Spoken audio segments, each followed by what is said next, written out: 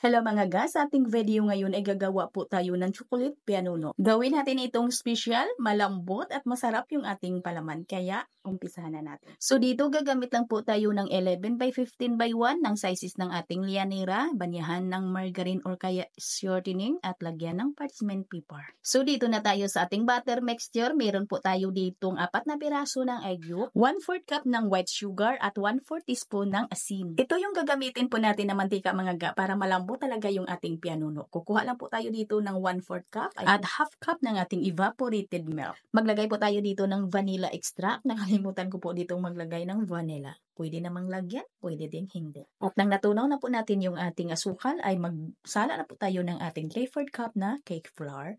At lagyan lang po natin ito ng half teaspoon ng baking powder. At 3 tablespoon ng ating cocoa powder. Yung gamit ko po dito na cocoa powder ay yung Dutch brand. Ay pwede naman gumamit kayo dito ng Bensdorp na cocoa powder. Haluin hanggang sa kuminis yung ating mixture at pagkatapos ay salain at iset aside. At kung medyo makapal lang or matigas yung inyong mixture ay pwede talaga kayong magdagdag ng konti lang po talaga na tubig. So dito na po tayo sa ating egg white. Meron po tayo ditong 4 na piraso ng egg white mula po sa large na itlog at half teaspoon ng cream of tartar. Kung walang cream of tartar, pwede kayong gumamit dito ng white vinegar. At pag nag-create na ng bubbles yung ating egg white, ay utay-utay lang po nating ilagay yung ating half cup ng white sugar. At batihin lang po natin hanggang sa maabot na po natin yung medium na hindi lang masyadong matibay. Nasa medium bake lang po tayo. Yung inaangat po natin yung ating mirang ay kumukulo pa siya. And then fold po natin dito sa ating butter ay kukuha lang muna tayo ng mga 4 na spatula. At pagkatapos ay cut and fold po natin dito. Hintayin muna natin itong mag-well combine.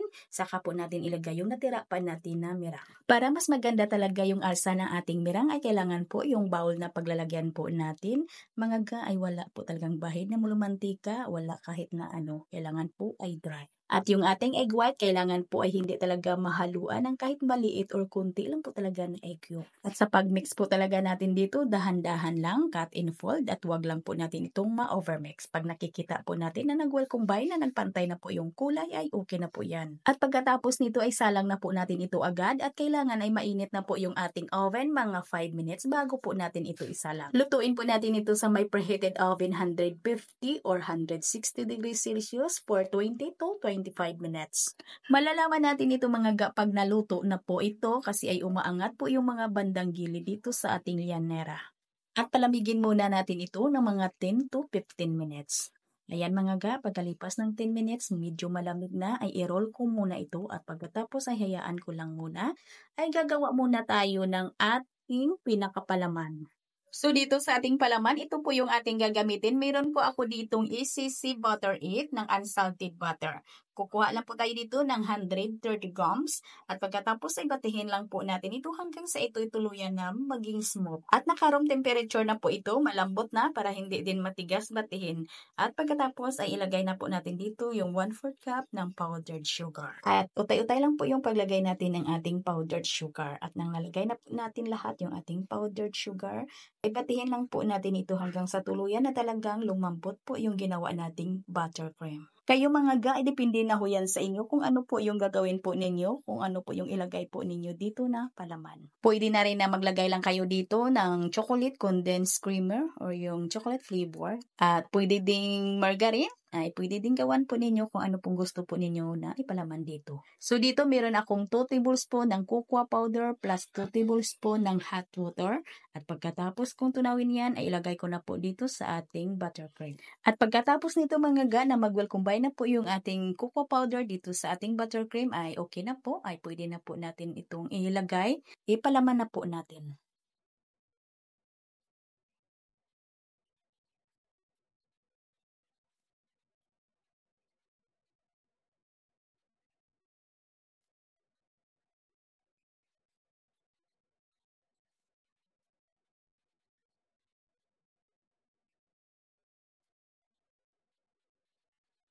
At pagkatapos, i-roll lang po natin ito, diretso lang. Diretso lang po natin ito sa pag-roll, hindi po ito mga mag-crack. Kasi po ay mababa lang po yung ating baking na nilagay dito. At saka basta tama lang po yung ating templada At ayan po, higpitan lang po natin. At pagkatapos ay hayaan muna natin ito ng mga 10 minutes or 8 minutes before natin hiwain. After 8 minutes ay pwede na po natin itong hiwain. Magdas na po tayo dito ng puti na asukal at pagkatapos ay hiwain po ninyo mga guys na ayon po na gusto ninyong hiwa at kung magkano naman ang inyong bintahan dito. Kayo'y magkusting lang kung kaya ito ipangbinta ninyo. Napakalambot yung ating pianuno ha.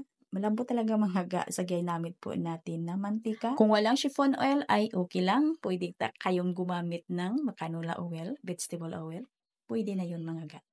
Mga gaang lambot po talaga. At hanggang dito lang po yung ating video. Sana ay may natutunan nang makatulong din sa inyo yung ating video ngayon. Pagkita-kita po tayong muli. Ito po inyong Kainday. Bye-bye!